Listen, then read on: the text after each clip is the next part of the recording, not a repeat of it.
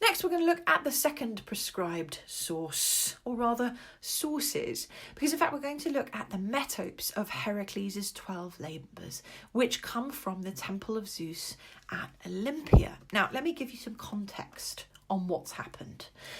The story of Heracles continues. Very sadly, after he was married to Megara, with a children, miss, what a typo, Hera caused Heracles to go mad and kill his whole family.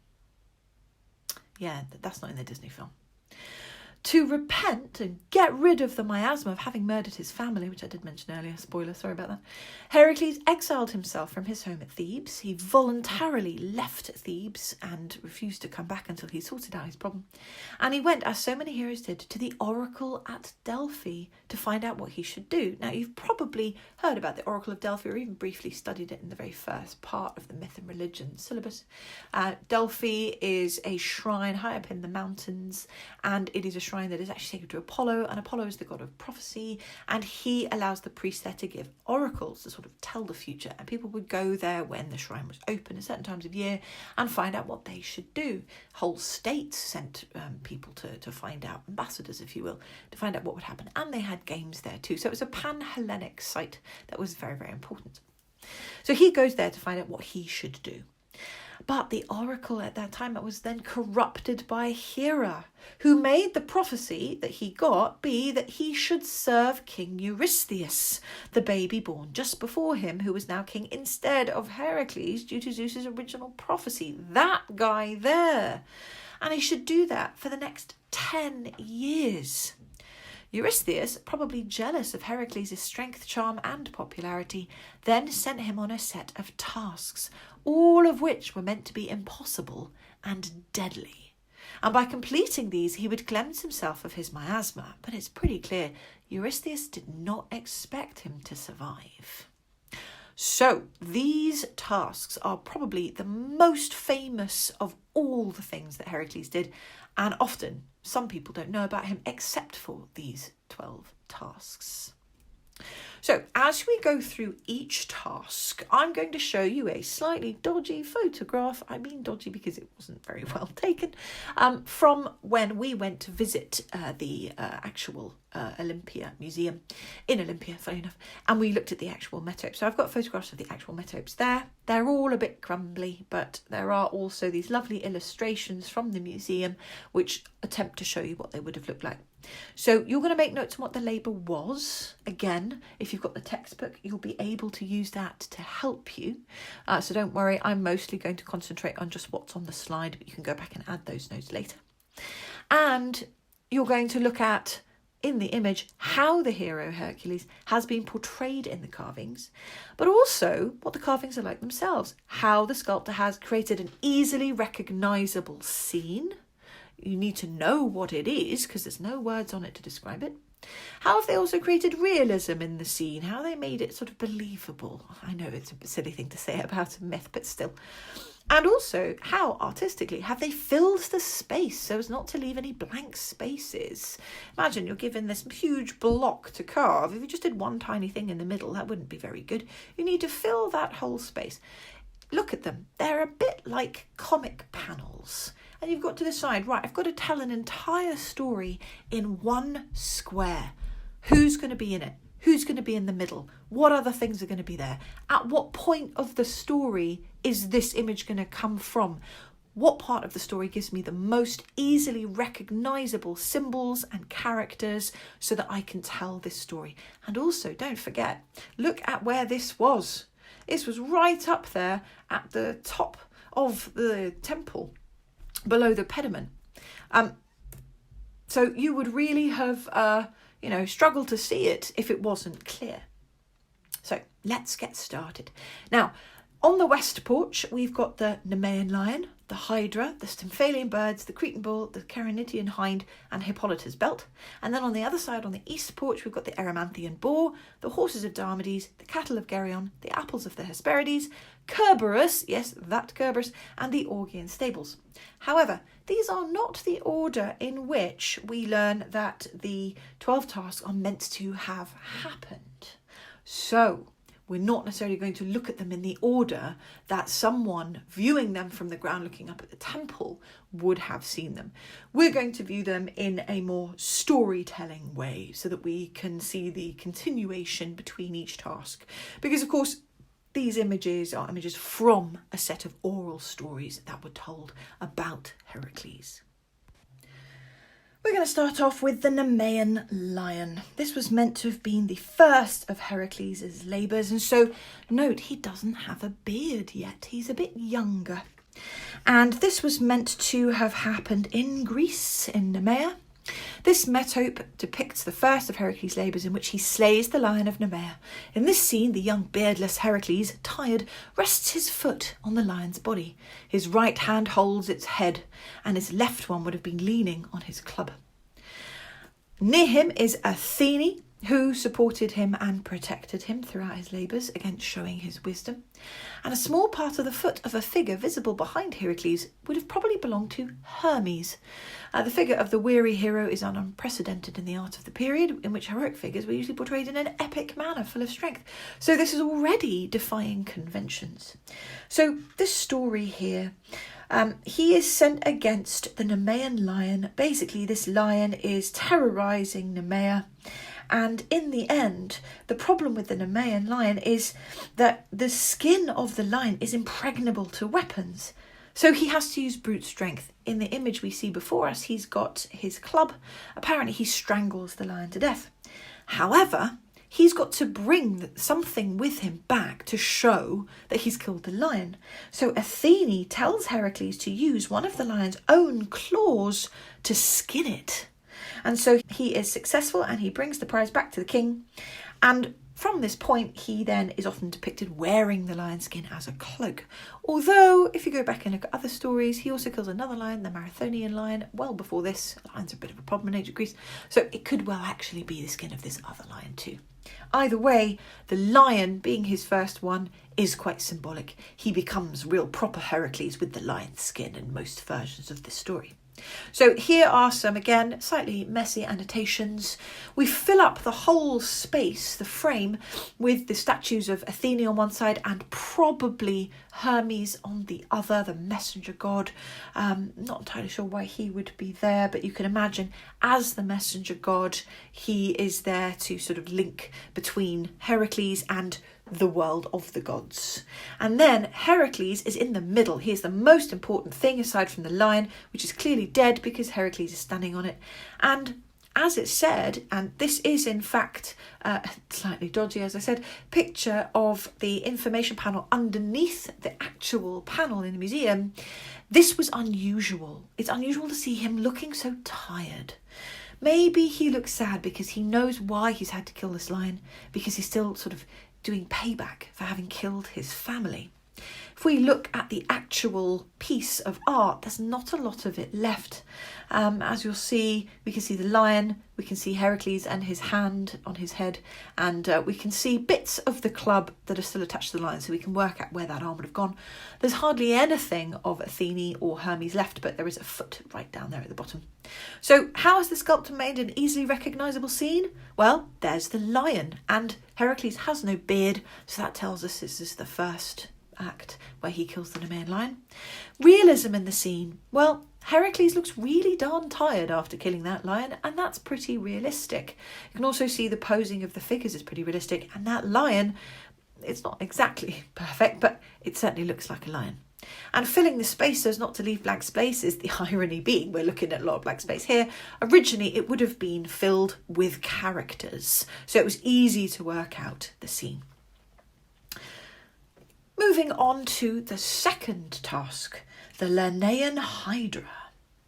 And apparently Hera had fed this Hydra in order to make it stronger so that Heracles could go against it. So she's like preparing these monsters to attack him. This happened not so far away from Nemea in Lerna. And this Hydra is special. You probably know about Hydra, the use of the word Hydra in the Marvel films, for example. Hail Hydra. Many-headed creature. It had many heads, and it also had acid blood or venomous blood. So, it's a very difficult thing to actually kill. And the main problem that Heracles faces is that when you kill it by cutting off a head, another head grows back in its place, or in fact 2 more would grow back in its place. Where we are at this point in the image, quite a lot of the heads have grown back. So this apparently was where Heracles actually got some help. Although it doesn't look like he's pictured in the image, Heracles in the story gets help from his cousin Iolaus. And it's either his cousin Iolaus or it's his nephew Iolaus if his brother Iphicles, the other twin, has had a child. And Iolaus is this young chap who becomes his charioteer and his sort of best mate. So Heracles, at the left end of the metope, overcomes the Hydra of Lerna, holding in his right hand a small sickle, can you see that? With which he cuts off its heads. And in his left hand, he has a torch to sear the wounds to prevent them sprouting new heads. Now, in the main version of the story, it's actually Iolaus who, once Heracles has cut off a head, steps forward and uses the torch to sear the wound, to cauterize the wound, to prevent another head growing at that moment. The thick body of the monster, which fills the greater part of the scene, lies on the ground as it attacks the hero with its snaky heads. And yet, so we can mostly see snaky heads. Here, you have noticed, again, my horrible handwriting. I'm going to start at the top here. It's just Heracles, and that makes Heracles therefore more heroic. We can see the sickle and the torch, the body of the Lernaean Hydra, and all of its shape and mess of heads and necks creates lots of interest in the scene and makes it clearly obvious. There's also another part to this story, aside from Iolaus. Because he's doing so well, Hera sends a giant crab to attack Heracles, and it bites Heracles on the foot, or probably sort of, crunches it with its claws, and he crushes it. Yeah. And then he continues to kill Hydra. And finally, once he gets all the heads off, he detaches the immortal head and buries it under a pile of rocks, because one of the heads was immortal, apparently, so it would never actually die. So he just buries it under a pile of rocks and hopes that no one's going to dig it up. And then he also takes the blood of the Hydra and he dips his arrows in it. And that might come up again in some of his stories. So there's no Iolaus, there's no giant crab, which is a shame because who doesn't love a giant crab? But by focusing on the main theme, the artist makes a better metope. So if we look at that metope and what's there, you can still see the snaky heads of the creature and you can make out the figure on the left. So how has the sculptor created an easy recognisable scene? We've got Heracles and we've got the Hydra. It's obviously the Hydra. It's got lots and lots of heads. The realism in the scene, well, in terms of realism, we've got a Hydra, which is a mythical creature, but it certainly looks pretty cool and interesting. We've also got the sickle and the torch would have been there and they tell the story. And filling the space so as not to leave any blank spaces, well, the big curvy body of the Hydra is very good at filling all of that space. So we move on now to the hind of Chaeronea, or sometimes called the golden hind. It was special. It was said to be larger than a bull, and it was golden on its hooves and its horns. We do know that the ancient Greeks often would gild the animal's horns or hooves to make it more special as a sacrifice. Maybe there's something to do with that. And this was this beautiful bull. Basically, no one could catch it, so it's a trophy. Whereas the previous 2 objects that he's had to kill, the objectives rather, that he's had to get, are kind of ruining the countryside. This is more a trophy that no one else can catch. You will notice as well that within the last 2 tasks, he's grown quite a full beard. He's grown up a fair bit, and that tells us sort of time is passing as he goes around doing these labours.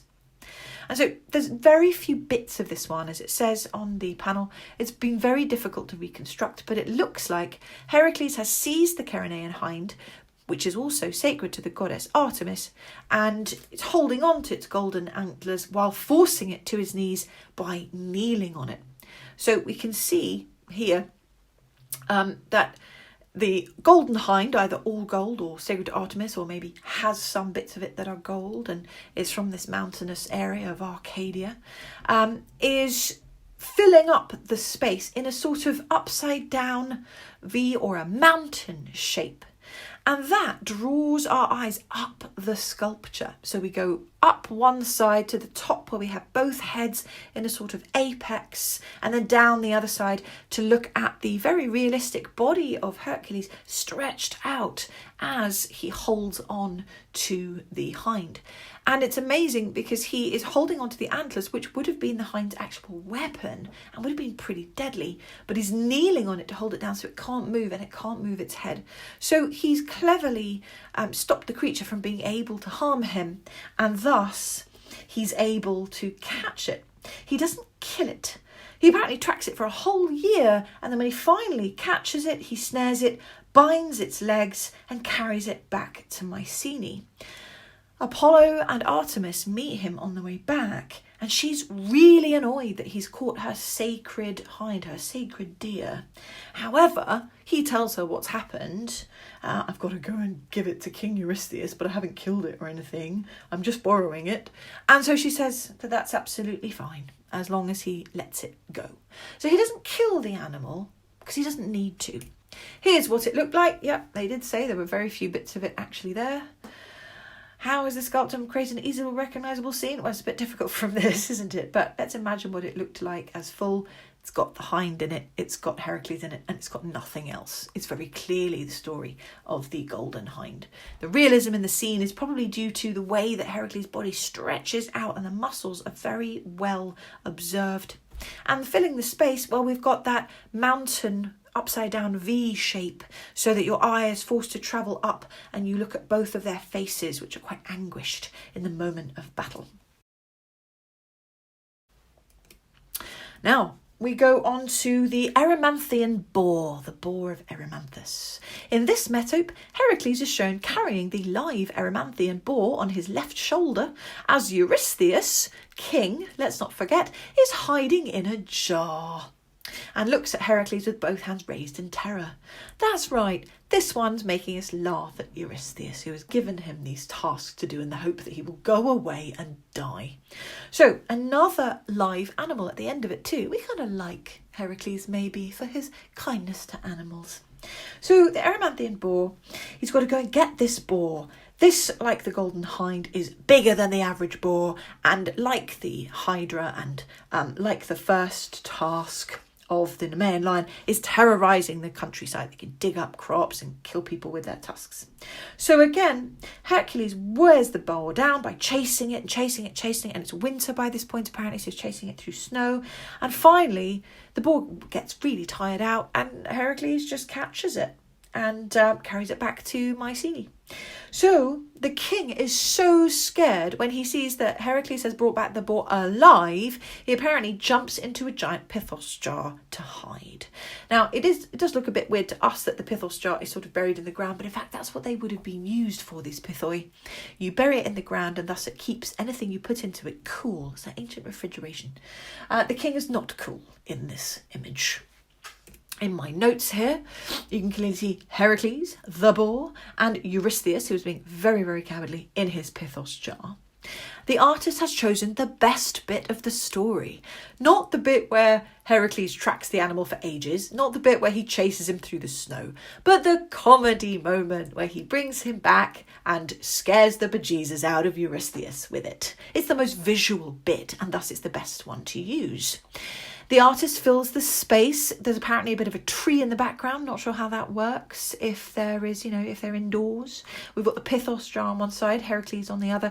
And again, we've got the boar at the top creating that upside down V or mountain perspective, which draws our eye up to Heracles and the boar and then down the other side to Eurystheus looking all small and cowardly and funny. The reason why Heracles is shown carrying the live Erymanthian boar on his left shoulder is because if he was carrying it on his right shoulder, we wouldn't be able to see Heracles' face in the metope. So the artist has really thought about this. This is all that's left. Lucky for us, it's the pithos with Eurystheus in it. And we've just got little bits. We've got the boar's face and a bit of leg and a bit of arm. So, as we said already, the easily recognisable scene, it's a very unique bit where he jumps in a jar to hide, does Eurystheus, and it's funny. Realism in the scene, pretty much the same thing actually, but also the very well observed characters. And filling the space, well, we've got that upside down V shape again that fills the space very nicely and draws our eye up so that we look at each of the characters in turn. Next, we're on to probably my favourite one, the stables of Augeas. The last metope at the east end depicts the labour of the cleansing of the Augean stables. Heracles holds a large broom by its handle and endeavours to clean away the dung. That's right, he basically has to do a task where he mucks out a stable. You wouldn't have expected maybe to see a broom as his weapon. Beside him is Athene, wearing a helmet, and she points with her right hand to the spot where he must unite the waters of the Peneus and Alpheus rivers in order to cleanse the dung from Augeas' stables. Athene is wearing a Doric peplos and leans with her left arm on her shield. So she looks very traditional in the images of Athene. We know exactly who she is. She might be dressed for war, but she is being goddess of wisdom. So here's the story. This fifth labour, Heracles is being tasked with cleaning the stables of King Augeas of Elis, and Elis is where Olympia is. We're going to be learning more about that a bit later on. So Augeas is very famous for having this enormous herd of cattle. In some versions, this herd of cattle are immortal cattle. Either way, the herd of cattle is so big that they produce the most ridiculous amount of dung every day that no one can keep up with the amount of dung they produce, and thus no one's been able to clean out the stables for ages. So this is meant to be a clearly impossible task. And you can imagine Eurystheus going, yes, you now must go and clean the stables of Augeas. You've got to go and get knee deep in dung. That'll teach you to be all handsome and clever. So this is also meant to be a bit of an insult to Heracles. So not only is he strong and he's able to try and sweep away the dung, but he's also clever. Athene is the embodiment of his cleverness, and he realises that if he was to somehow reroute the rivers nearby through the stables, he could wash out the whole set of stables. So he does this. He diverts the rivers Alpheus and Peneus through the stables, cleaning them out, and thus he wins the task. Now, Augeas, how's it spelled? Anyway, let's try that again. Augeas was so unconvinced that Heracles would be able to do this that in fact he added another carrot to this. He said, if you do this, I will pay you. When Heracles then does it, Augeas says, I'm not going to pay you. And that's pretty darn rude. That's going to come back and bite Augeas on the bum later, by the way. And it's also going to link to possibly why the Olympic Games happened. So we'll cover that in another task. However, this does have implications as well. When he goes back to where's he from? When he goes back to Mycenae, Heracles is told by Eurystheus that because he had been going to accept payment for this task, it didn't count. He still has to do 10, but this one doesn't count anymore. I think Eurystheus is just making up the rules as you go along, isn't he? Here are my messy handwriting notes again. So they've got Heracles, and he is in a position, yes, he's holding a broom, but a position of strength. And he is going in a particular direction. We see all his muscles taut as he's pushing the broom in that direction. And our eyes kind of follow the character's movement. He's looking in the direction that he is moving his broom. And Athene is also looking in that direction.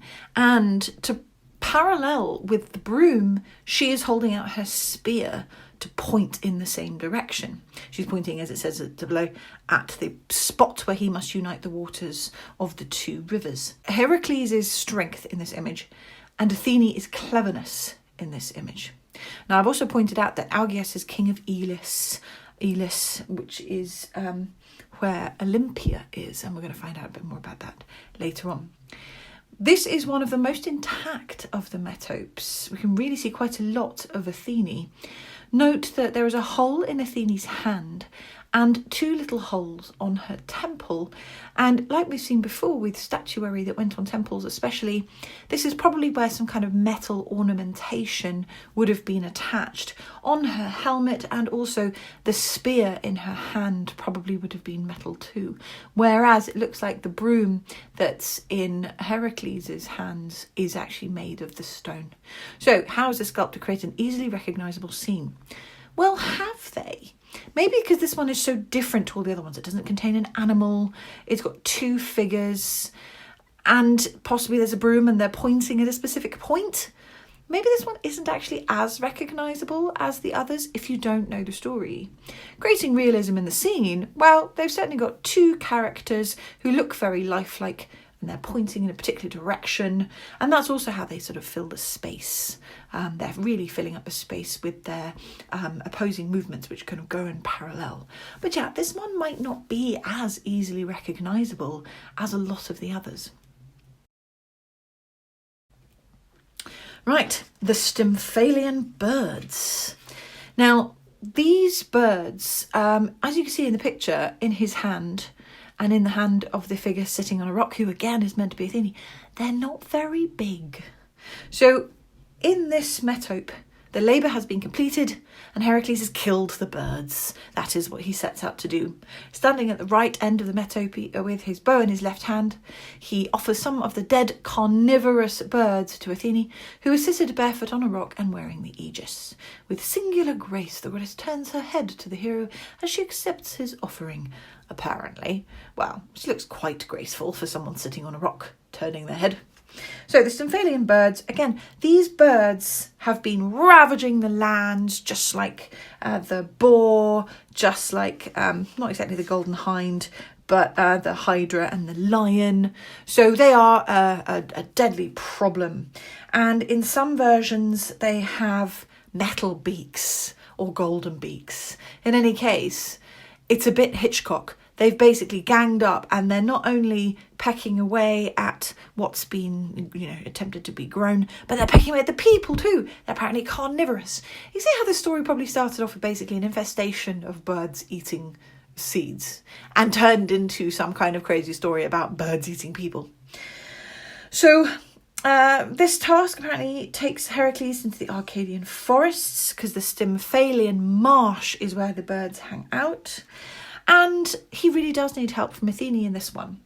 Because how do you get rid of birds? Well, we know how you get rid of birds. Use a scarecrow or noise. And he goes for noise in this case.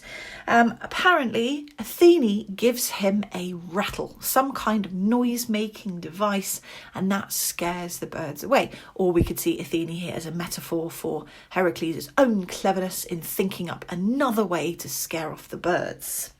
And as he shakes the rattle and the birds fly up into the sky, that's what his bow is for that he's holding in his left hand. He shoots the birds out of the sky and then presents them to Athene as proof that her plan has worked. So here are my notes.